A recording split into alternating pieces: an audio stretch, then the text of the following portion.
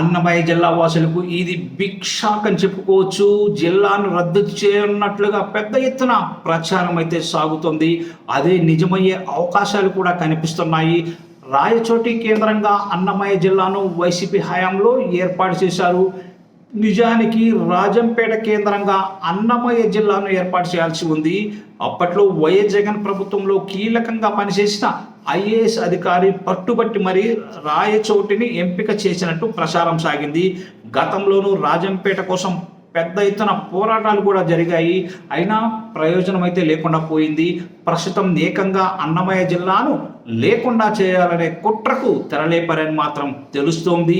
కొత్తగా మదనపల్లి జిల్లాను ఏర్పాటు చేసి అందులోకి రాయచోటిని చేర్చనున్నారు. ఇక రాజంపేటను కడపలోకి, అలాగే రైల్వే కోడూరును సమీపంలోని తిరుపతి జిల్లాలో కలపడానికి నిర్ణయించినట్లుగా వార్తలు కూడా వస్తున్నాయి.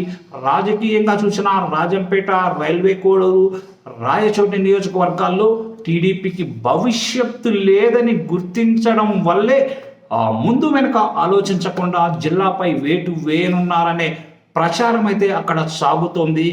రాష్ట్ర వ్యాప్తంగా కూటమి గాలి తీవ్రంగా వీచిన సమయంలోనూ రాజంపేటలో వైసీపీ గెలిచింది. రైల్వే కోడూరులో జనసేన ప్రాతినిధ్యం వహిస్తుంది. ప్రస్తుతం అక్కడ కూటమిపై తీవ్ర వ్యతిరేకత కనిపిస్తుంది. గత ఎన్నికల్లో రాయచోటిలో మంత్రి రామ్ ప్రసాద్ సావు తప్పి కన్ను లొట్టపోయిన సందర్భంగా గెలిచారు. అతి కష్టం మీద కూడా గెలిచారు. అది ఈసారి అవకాశం లేదని ఎవరిని అడిగినా అక్కడ చెప్పే పరిస్థితి.